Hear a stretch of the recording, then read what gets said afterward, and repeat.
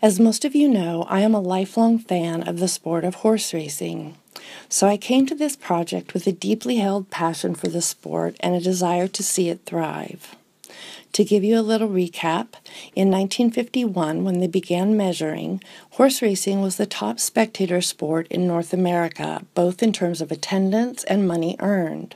By 1956, nearly 20% of the full-time staff at the newly established Sports Illustrated were dedicated to the sport. And popularity continued to increase throughout the 60s and 70s, peaking in 1980. It then began to decline, and by 1984, baseball had surpassed it as the top spectator sport. By 2011, a study ranked racing 13th, behind high school athletics, gymnastics, and figure skating. Now, the genesis of my project was a finding that I discovered in the McKinsey report that was delivered to the Jockey Club Roundtable in 2011. What they found was that only 14% of the general public and 42% of actual fans felt that the sport was, quote, for someone like me, and that compared to 75% for other sports. So the goal of my research was to find a way to unpack that statement for someone like me and to understand its implications. To do that, I looked at social identity theory and group identification, the brand self-connection, and theories about what motivates sports fans.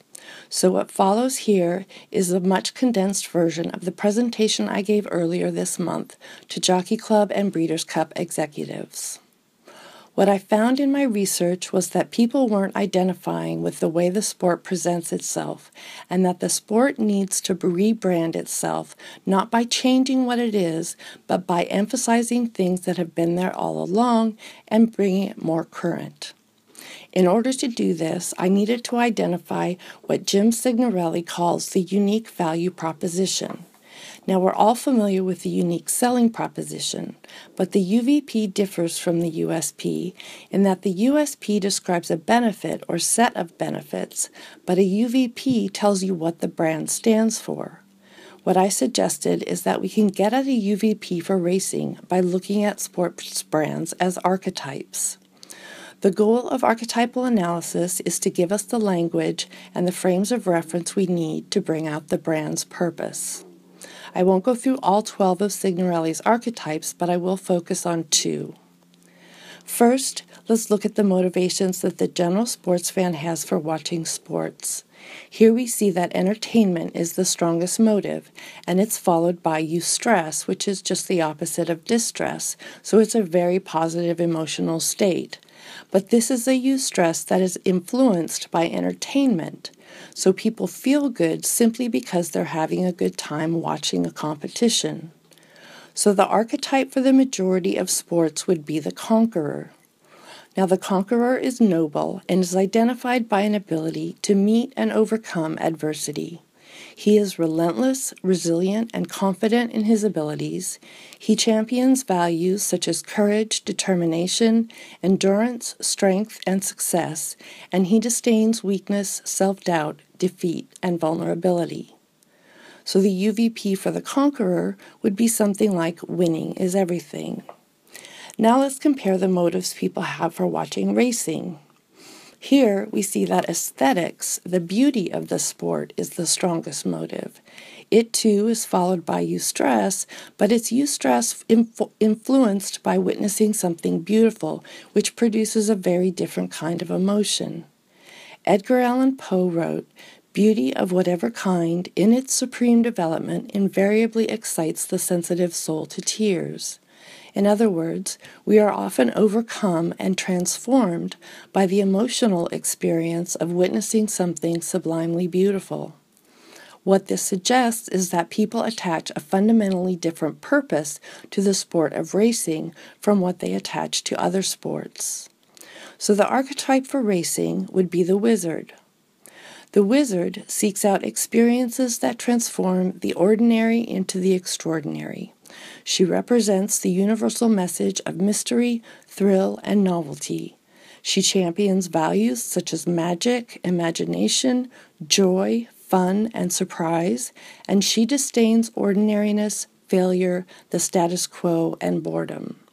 In short, the wizard transforms and creates miracles. Now, we in horse racing all know that every day at tracks across the country, miracles happen. The 99-to-1 long shot pulls an upset. The horse that's trailing for the whole race suddenly surges on the far turn and wins. Two horses are neck and neck coming down the stretch until one of them sticks its nose in front just as they hit the wire. So the UVP for racing would be wonders never cease. Now, the beauty of this, I think, is that we actually live in a time during which wonders really do never cease. Almost daily, we hear about new advances in computers, technology, healthcare, and so on. But horse racing has always been that sport for which wonders never cease. So this value proposition honors the past, the tradition of the sport, and it also brings it into the present. So how do you market the wizard? You do so by highlighting the magic, the mystery, the joy that happens every day at the track. On the outside, Saki, Tisno fights on, here's the wire, desperately close, Tisno wins it for America! The last time I saw an entrance into an arena like that was from Muhammad Ali. The horses came as they come, coming down to the line, spine tingles for track, the horse comes back! Unbelievable! Sensational! Oh my! This is the greatest comeback since Lazarus! Though nothing will keep us together. Colonel John Summerbird in the red cap, and Zenyatta's come to the outside. Zenyatta coming flying on the grandstand side. Gio Ponti on the inside. Summerbird is right there. This is unbelievable. Oh, we can be heroes just for one day. With that, I want to thank each of you for being here. This project has been a real pleasure to work on, and it's been a pleasure to present it to you here.